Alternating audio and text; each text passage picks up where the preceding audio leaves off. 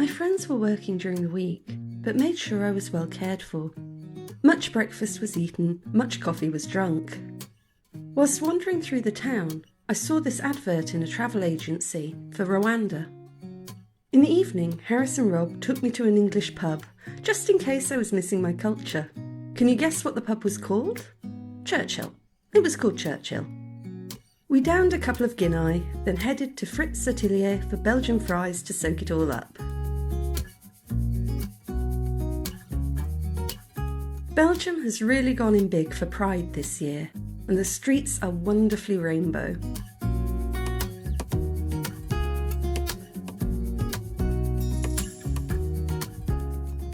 That evening, my friends had a surprise for me. Apparently, you can brew Brussels sprouts to 7%. I hated these vegetables so much as a kid that I claimed to be allergic to them. Let's see if I like them more when they're alcoholic.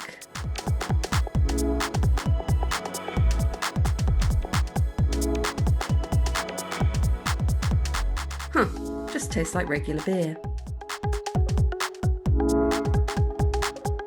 Harris whipped up a delicious bowl of Greek fava for supper. I'd never had this before and it was so good, topped with caramelised onions. The next day I headed out for chips and beer with my friend Laura, who runs a beautiful plant nursery in Rwanda. She was in town for a while and we ended up in this bar which looked like a 1920s speakeasy, where she introduced me to Kriek, which is traditional Belgian cherry beer.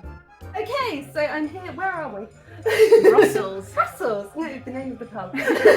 Mappamundo. Mappamundo, and this is cherry beer. Yeah. Okay. All right, cheers. Cheers. Ooh, that's nice. Yeah. That's so very, very cherry, very, very sweet. Mm-hmm. Okay, cheers. We moved on to an outside bar, and I couldn't resist swinging back past Wolf on the way home for another of their delicious poke bowls. In the evening, I headed out with Harris and Rob to Jardin, which is a converted hospice which now serves a wide range of beers and delicious cookies. Then it was home to sit in the sunshine with the flowers and eat a lovely meal. I could definitely get used to this life.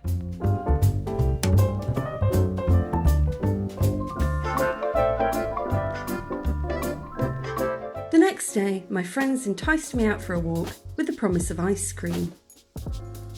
We took a wander through the Royal Park to take a look at the palace.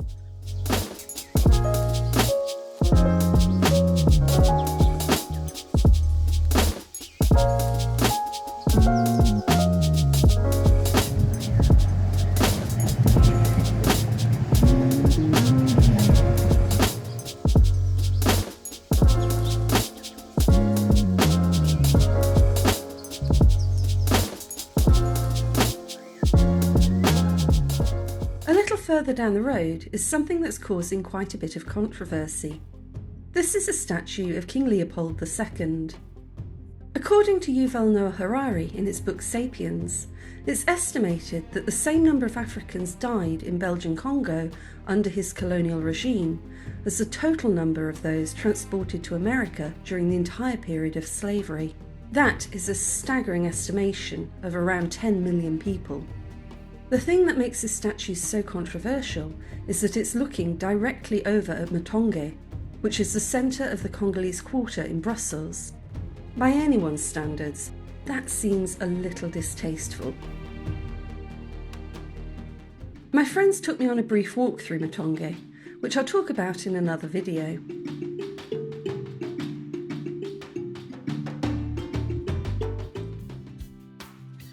Afterwards, we continued our journey through the back streets of Brussels, admiring the architecture and the street-side cafes, until we came to Rob's favourite shop in the entire city.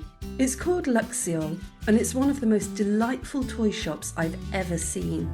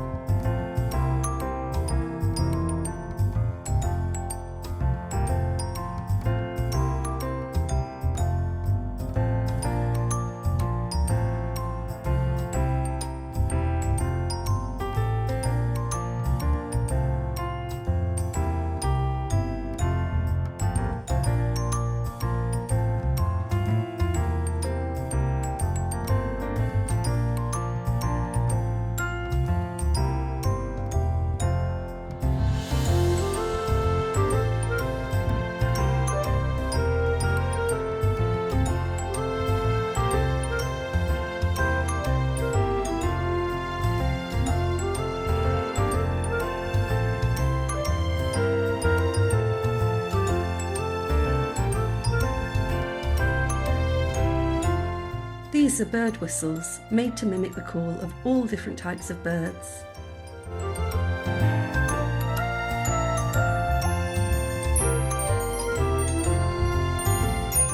It's one of those places you could spend hours and still not see everything.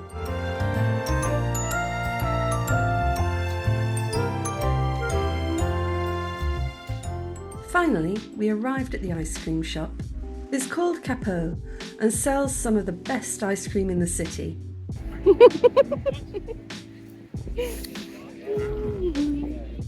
We took our delicious treats to the local park and enjoyed the spring sunshine whilst we watched the pigeons.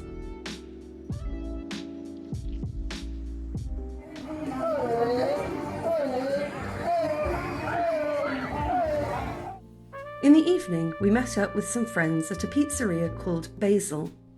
And honestly, it was probably the best pizza I have ever eaten. I seriously recommend this place, but you'll need to book in advance to guarantee a table. It was a lovely way to wrap up my time in Brussels. Harris and Rob have spoiled me rotten, and I've loved every minute of it.